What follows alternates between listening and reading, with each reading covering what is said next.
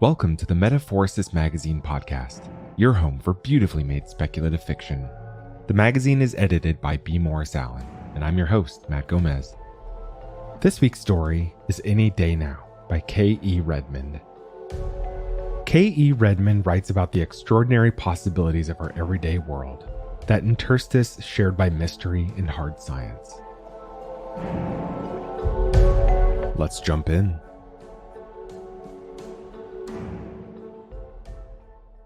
She pushed the intercom button and waited, taking in the sprawling brick pile that was the Unadilla senior living community. It could have passed for a grand manor or a country club, but the ramps at the doors were a dead giveaway, even if she hadn't seen one or two geriatrics, bundled to the eyes, cruising the grounds with their walkers. She wondered where they were going. There wasn't anything around for miles. She'd driven out from Boston, taking the interstate west, then back roads where, despite GPS, Unadilla's entrance eluded her. Finally, she found it, nearly hidden in the undergrowth. 2 stone pillars with a nondescript sign and a chain-link fence stretching off through the woods on both sides.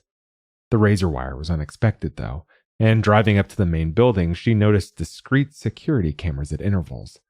Somehow, she wasn't surprised when hers was the only car in the lot. Walking to the front door, she looked to the north where the sky looked threatening. It still hadn't snowed this winter. It was certainly cold enough. But any day. She hoped it would hold off until she got home. She hated driving in the snow. The intercom crackled. "May I help you?" Yes, I'm here to see Professor Servine. Professor John Servine. He's expecting me." The first lie. A small one. His reply to her email requesting an interview had been more of an open-ended, "we'll see." "Your name?" Kat Dobrolovsky, but he called me Dobbs. I mean, that's how he'll remember me." "One moment." Behind the glass-paneled door, a shadow crossed the room. Kat recalled another time she'd waited to see the professor, outside another door. It had been the beginning of her sophomore year, outside his department office. Through the frosted sidelight, she had been able to make out 2 shadows inside. One of them she knew was Trey Tottinger, the only sophomore to ever make the varsity team. He of the blinding smile and chiseled torso, catnip to cheerleaders everywhere. She'd met him once at a freshman mixer. He draped an arm around her and told her she had nice eyes. She reasoned, accurately enough, that he was both drunk and competing in the ancient and fraternal sport of bagging the homeliest frosh. She was reluctantly prying him off when he spied a more viable target and staggered away. Anyway, outside the professor's office, he'd walked by like she didn't exist. "No exceptions," the woman on the registrar desk had told her. "The professor interviews all students for his Astronomy 101 course. Don't worry," she said with a grimace. "He'll be quick. Good luck."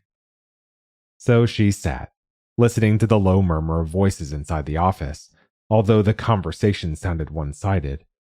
Abruptly, the door swung open, and Trey Tottinger stomped out, red to his ears. A voice called after him. "I'd recommend basket weaving. You'd at least graduate with a skill." A pause. "Next!" Kat sidled in. The only chair was positioned directly across the desk from the professor. He was older than she'd expected, snow-white hair and waves to his shirt collar. The hand that waved her in flecked with liver spots. But his eyes, when he looked up, were blue, bright, oddly intense. "Major," he barked as she slid into the chair. English?" "I see." He rapped the desktop with his pencil. "Let me guess. You needed a science credit and decided my course wouldn't be too much of a heavy lift." She nodded, then quickly shook her head. "Well, which is it?" he snapped. "Yes or no?" She felt a hot flush rise. He was trying to fluster her. That pissed her off. "Yes, I need a science credit, but I really want to know more about the universe." "Is that so you can write odes to the summer's full moon?" He waved his hand languidly. "Art thou pale for weariness of climbing heaven and gazing on the earth, wandering companionless among the stars that have a different birth?" He snorted. "You're wasting your time. Wordsworth did it better than you could ever hope." "Shelley." Kat returned his stare with a bland look. That's Shelley, not Wordsworth. The professor grinned. Speak truth to power, my dear. I stand corrected. All right, for entry to my class and all the marbles, tell me what you think is the most significant advance humankind has made in space exploration in the last 100 years. He leaned back, closing his eyes, lacing his fingers across his paunch. I'll warn you, he murmured. Your predecessor in that chair thought it might be warp drive. I hope you can do better. Kat thought for a moment. Voyager, she said finally. He sounded bored. I imagine you're referring to the television series. Or, Lord help me, to that benighted movie with the aliens who couldn't spell. V'ger? No, the Voyager space probes. He opened his eyes. She thought he almost looked surprised. Explain. Because when we launched the probes, we looked outward, not in. We said, hello, is anyone out there? We didn't just look up in wonder. We took the leap. We hoped. She stopped, embarrassed. The professor closed his eyes again. Acceptable. Pick up your books in the bookstore. There will be 2 papers and a final. Do not be late to class. Next! A buzz, a click, and she was back waiting in the cold. The door opened. A muscular man in scrubs and a high fade stood inside the entry, a small bare foyer behind him. She noticed there was no reception desk, no chairs. He really didn't get many visitors. He motioned her in. Miss Dobrlovsky? I'm Frank, Professor Servine's healthcare aide. He looked her over. The professor didn't say anyone was coming today. Is he expecting you? She gave him her most engaging smile. He said come any time, so here I am. I hope that's okay. It was kind of a long drive. Oh? Where are you coming from? Boston. I was back in the area visiting and thought I'd drive over to see my old professor. I was a huge fan. Well, me and about 1,000 other students. Was just an incredible lecturer. Getting into one of his courses was cutthroat. I did his introductory course and I was hooked. Not that I went into the sciences, no brain for numbers. But I've always loved astronomy, and he was one of my advisors on my senior thesis. Sorry, she stopped, blushing. I'm babbling. Lie number 2, well buried. But it had done the trick. Frank's wary look faded to polite boredom. That's okay. He's feeling pretty good today, so you're in luck. Follow me. I'll take you to him. They headed down a long, brightly lit corridor with tasteful, bucolic reproductions on soothing pastel walls. At regular intervals on both sides, they passed numbered doors. At her Nana's facility, all the residents decorated the doors to their rooms. Photos of grandkids, artwork, political signs, holiday wreaths. Not here. One door was like the next. Uniform. Regimented. Frank stopped outside room A219, his hand on the knob. What was your thesis on, if you don't mind me asking? Cultural acceptance and acclimation to scientific progression through mass media saturation. Yeah, it's a mouthful. I was an English major. The elevator version? Basically, figuring out how often people need to read or hear about some scientific breakthrough before they actually believe it. And did you? Figure it out? Not really. People are hard. They believe stupid things all the time for their own reasons, and once they do, it's hard to shift them. Everyone thinks they've got the inside track, huh? That's right. He didn't move to open the door. So, you're a journalist? Her smile tightened. Not quite. Science writer/editor. I translate what the science guys write into something actual people can understand. Those who can't do right, I guess. Working on anything now? There was no point trying to get by him. She had to play. Lie number 3 coming up. A children's book. Introduction to the Giants of Astronomy. You know, Newton, Copernicus, Galileo. Professor Servine? She shook her head. He's big, but not quite in their league. I was hoping to run the list by him, though, see if I missed anyone. And catch up on how he's doing, of course. Lie number 4. He took the hint. Right. He tires easily, so I'll ask you to keep your visit short. He opened the door and stuck his head in. Professor, your guest is here. I'll be down the hall if you need me. He stood aside to let her in. She could feel Frank's eyes on her back for a long moment. Then, quietly, the door closed behind her. The room was like any university professor's office. Crammed bookcases, drifts of paper, professional journals stacked in corners, and a desk barely visible beneath the detritus. All typical, apart from the hospital bed near the window. Its occupant turned his head on the pillow to regard her, his eyes overlarge and a skull pared down to a few strands of white hair and skin thin as tissue paper, sallow and wrinkled. Professor Servine? Remember me? Kathy Dobrolovsky? He raised a bony hand from the crisp white sheets, immediately dropped it, as though the effort was exhausting. Well, come in. Don't stand there gawking. Find your seat. I can't stand late arrivals. Disrupts my chain of thought. Disrupts the class. Hurry up. The tone was testy, but the voice was nearly as she remembered, giving the lie to the frail form. She scurried over to the chair beside the bed, throwing her coat across the back, and sat down, setting her handbag at her feet. He stared hard at her. She stared back. Do I know you? Yes, Professor. We spoke. Well, we texted. I was one of your students at university.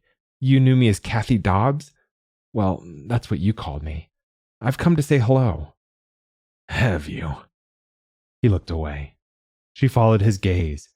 Outside the windows, an aide pushed a wheelchair containing an elderly man bent nearly double in the seat. I don't do outings, if that's what you had in mind. We don't need to, if you don't want. I brought you the last print copy of the British Astrophysics Journal. I thought you'd like it. He turned back, looking peeved. The last? She shrugged apologetically. They're going online. Save the trees? He made a noise between a snarl and a sneeze. Continuous publication since the 1800s, and now it's some mishmash on a computer screen. What depths will we plumb next? Lego models of the universe? Well, give it to me. She handed it over. I was in Oxford looking at Sir Isaac Newton's papers. I was writing a piece for a magazine there. The editor said he knew you. I think he was one of your graduate students. Frankly, she'd been surprised by the assignment. Out of the blue, the magazine had reached out to her. All expenses paid to the UK. Top dollar for an article any hack could have written. Who did that? The professor flipped open to the table of contents, running a finger down the titles. I can't be expected to remember the names of all my students. And Newton was at Cambridge. Wrong place entirely. Yes, I know.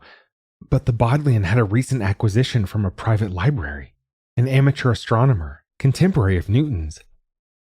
May is still banging on about cosmic dust, I see, he grumbled, flicking the journal page with a finger that looked too fragile to take that kind of abuse.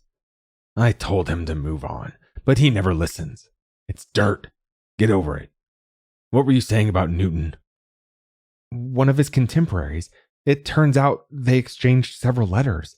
That's what I was looking at in the Bodleian. He flung the journal down on the bed and fixed her with a glare perfected during eons of oral exams and faculty meetings. In my experience, correspondence between such intellectually mismatched individuals as Sir Isaac Newton and some dilettante in knee pants is useful only as mulch. I see you hesitate. Let me guess, this unknown pen pal told our boy Newton he'd transmuted lead into gold. She smiled. There was some of that. Why am I not surprised? Not all of it. One of Newton's letters was interesting. Was it? You sound pleased with yourself. He scowled at her. Don't be coy, it's boring. Newton wrote to this friend about an astronomical observation he'd made. He described it as a most wondrous sight. 3 nights standing. Based on his notes, he was describing something near or possibly from the star Elnath in the Taurus constellation. I hadn't realized our English department was churning out qualified astronomers these days. Elnath, that's 100 light years away. 131. He reported it in 1700. I know when Sir Isaac lived, he retorted. I'm not senile. Yet. His fingers beat a tattoo on the sheet. And so?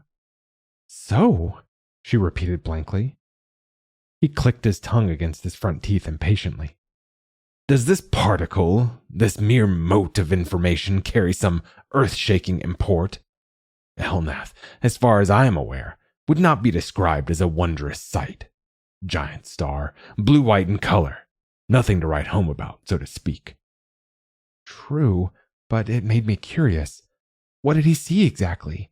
Who else saw it? This part always excited her. She couldn't help it. So I started digging. Did you know that 100 years before Newton, Copernicus studied the occultation of Aldebaran, also in the Taurus constellation? Oh, I'm getting goosebumps. 2 astronomers studied stars in the same constellation. Rewrite the textbooks. He rolled his eyes. She fished in her handbag, pulled out her phone, holding the screen up for him to see. I found a note he made, marginalia, about the star Alcyone. He wrote, and I quote, Trinitas in tenebris, mirabilis, Trinity from the darkness, wondrous. Trinity, 3, just like Newton's 3 nights, and wondrous. Obviously, they saw something similar. He sighed. No, obviously you are enthralled to an illusion peculiar to our ignorant times, my dear. That there must be a causal connection between 2 completely unrelated events. She ignored him. I kept digging. I went back in history to observations by Chinese astronomers. Year 1054, the supernova in the Crab Nebula. Incidentally, also in Taurus. Let me guess, he sighed. 3 sightings or events, or however you're mislabeling them. She ignored that too. I couldn't believe it. 3 unique observations that can be traced back to some part of the Taurus constellation. Professor. She leaned in, lowering her voice. I think there's a pattern. I think this is contact. He snorted. Contact? I presume you mean some alien intelligence signaling to us from across the universe. Based on what? 3 random observations. Do you have any concept of the distances you're describing? How vast? No. You were probably watching cat videos on your little phone when I covered that topic in class. I'll put it in terms you might understand. 1 light year is 5.88 trillion miles. Rounding up so even you may comprehend, 6 trillion is 6 with 12 zeros behind it. Alcyone is 370 light years away. The Crab Nebula is, let me see. He paused, but only for a second. 6,523 light years away. Multiply either number by a 6 with all those little zeros, and you'll realize you're talking complete nonsense. She edged her chair closer to the bed. But, Professor, I found others. Paleolithic cave drawings? He scoffed. Some daubing of stars on rocks? What about the WOW signal? August 15, 1977. A signal was detected by Ohio State University's Big Ear radio telescope for 72 seconds. It came from the Sagittarius constellation. Discredited. Never detected again. Or do you imagine your aliens are playing some intergalactic game of ring the doorbell and run away? Besides, you are mixing your constellations. Or are you simply throwing anything into the pot to prove your point? She sat back, silent. Have I stymied you? He sneered. Good. Next time, get your facts straight before you bother me with nonsense. He shifted in bed, closing his eyes. I think I've had enough entertainment for today. Go away. Humor me. One more. He opened his eyes to object, but saw the mulish look on her face. In 1945, she began, a graduate student at our old university, who will remain nameless, observed a signal originating from Alpha Tauri, 65 light years away. Odd. I've never seen anything published. That would have been quite the coup, he said. It was rumored the War Department suppressed his paper in interests of national security. They probably thought they had enough problems with a world war here on Earth without worrying about extraterrestrials. You're citing rumors now, the true hallmark of a failed argument, he said. The contempt in his voice stung her. He is, a dedicated and brilliant astronomer. He believed in rigorous scientific observation. Sounds like a SWAT. Did your Bodleian friends tell you what a SWAT is? He asked sweetly. She leaned in, lowering her voice. Also, he was a little anal about keeping stuff. I know because I helped him pack it up. Books, notes, drafts. He squirreled everything away. In time, I imagine, he completely forgot he'd kept a draft. It happens. A lifetime of stuff piles up. Retirement rolls around. Who wants to go through all that paper? Just box it up and shove it into the archives. Forget it. Practical obscurity. The door opened. Frank stuck his head in. You ready, Professor? Servine, who had been lying in bed, immobile, nearly levitated. Get out! I'll tell you when I'm ready. Get out! Frank's head disappeared. Kathy sat back. Oh, don't look so worried, the professor growled. I haven't thrown you out. Yet. But the outburst seemed to have drained him. He lay back against his pillows, his breathing labored. He took a deep breath. This feels like explaining fission to a sleep-depraved toddler, but let me try, he said. In terms of the Earth's development, all 4.5 billion years of it, our pathetic human civilization is but a blip, less than the last half-second on the timeline. For an exceedingly small portion of that time, barely 60 years, we have actively looked for others of our kind, although I am at a loss to understand why. We don't get along with the neighbors we have. Regardless, we've listened for signs of intelligent life in the universe. And do you know what we've heard? But he held up a hand, forestalling her. Nothing. We've heard nothing. Of course, techno-transmissions may be exceedingly rare. Maybe none have crossed our path in the last 60 years. Maybe they only transmit to our part of the universe every 100 years or so. He chuckled. The other equally valid possibility is there are no transmissions to receive. Carl Sagan said, Kathy interrupted. He groaned. Dear Carl, let me guess. The universe is a pretty big place. If it's just us, seems like an awful waste of space. Spare me. We're finding Earth-like planets every day. Based on dozens of factors, one researcher estimated an intelligent civilization would be at most 17,000 light years away. And that was in a peer-reviewed publication, she added quickly. Pie-eyed optimists. And how do you suggest we talk with them? We have no technology that can transmit to those distances. And what would be the point? Our message, optimally sent at the speed of light, reaches them. They send one back. Do you really believe there will be anyone here to receive it? As a species, we'll be lucky to survive into the next century. But that's my point, Professor. They're not sending a message. They're coming here. Look at it. Crab Nebula, 6,523 light years away. Alcyone, 370 light years. Elnath, 131. Alpha Tauri, 65 light years. Every time they're getting closer. Please listen to the voice of reason. I'm sure I covered this in one of my lectures. It was certainly an exam question. The space shuttle travels 5 miles a second. At that speed, optimistically, how long would it take a person, or an ET if you insist, to travel 1 light year? 37,200 years, she replied. I got it right on the exam. I'm sure you did. And yet, you believe these intergalactic interlopers, these ETs, are traveling hundreds of light years within the span of our own written history. It is not possible.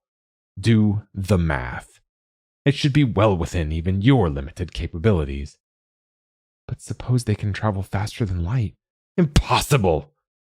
They said men flying and the Higgs boson particle were impossible too. How else would you explain the signals? They're leapfrogging across the universe.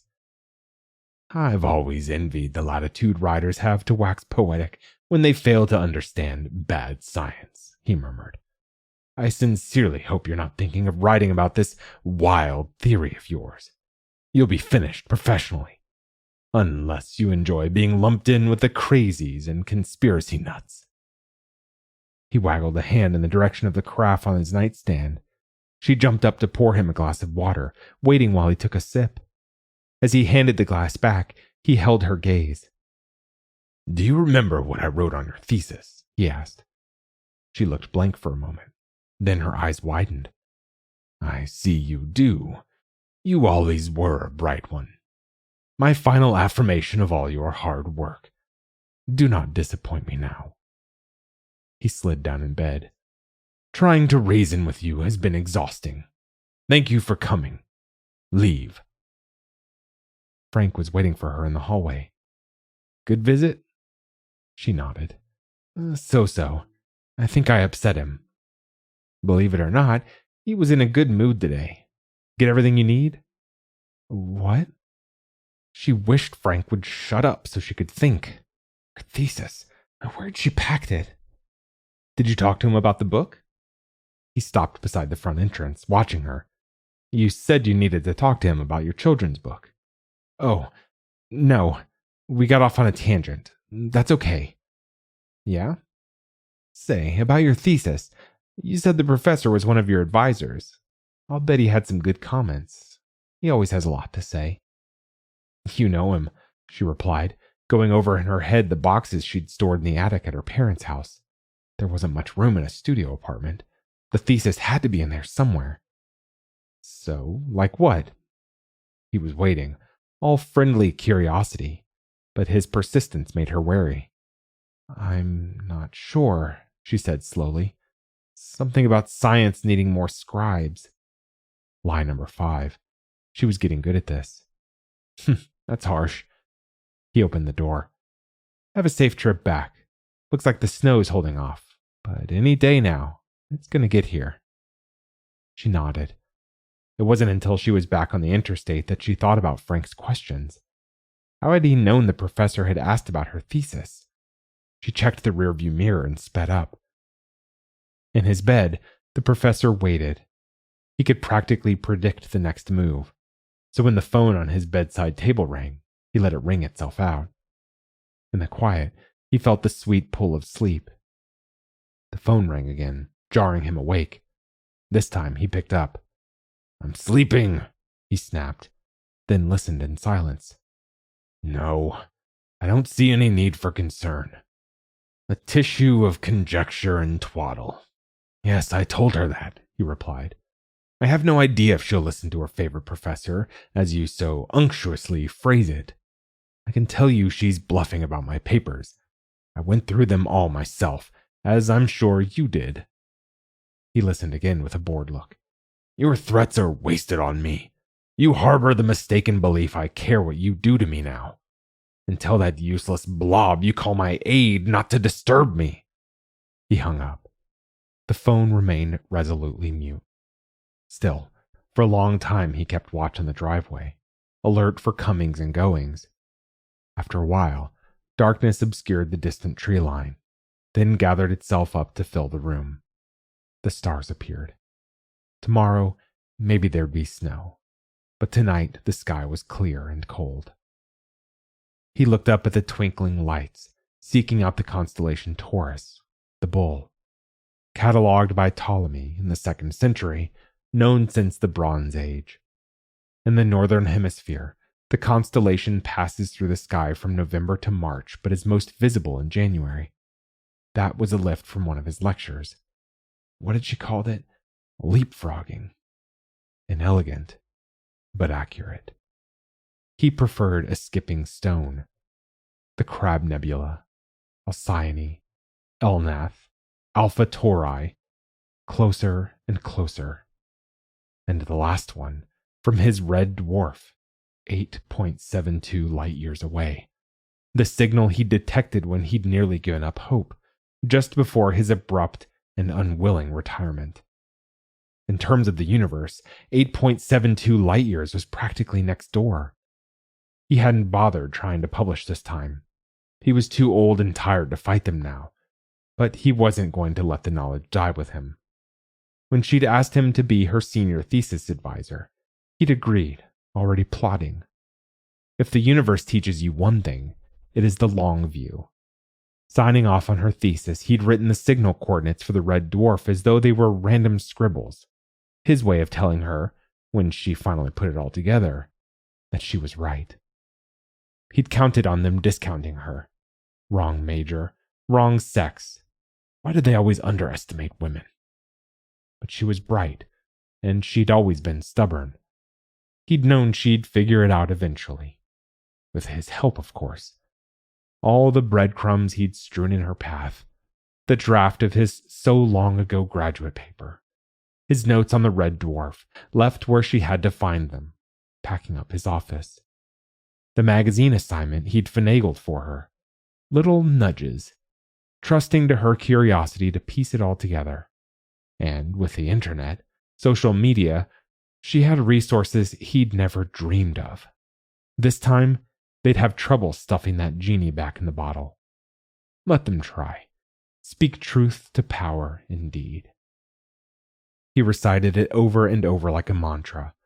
Crab, Alcyone, Elnath, Alpha Tauri, 6,523, 370, 131, 65, 8.72 light years away. Getting closer. He'd almost wished he'd be around for it. In the dark, he chuckled. They'd run in circles screaming. He could just hear them. The stock market would have a seizure if it didn't crash. The arrival of extraterrestrials would certainly take the shine off capitalism. Not to mention organized religion. Where do little green men fit in God's great plan? Do they get their own image of the deity? Their own savior? Their own heaven? It would almost be worth it to hear how they worked aliens into creation. Countdown. 6,523, 370, 131, 65, 8.72. He smiled slyly at Taurus. Any day now. Any day. That was Any Day Now by K.E. Redmond. Thanks for listening. If you enjoyed this episode, we'd love it if you'd leave us a 5-star review on Apple Podcasts, Spotify, or whatever platform you listen to us on. Or, better yet, share the magazine and podcast with a friend. If you'd like to listen to more speculative fiction, visit us online at magazine.metaphorosis.com or on Twitter at MetaphorosisMag.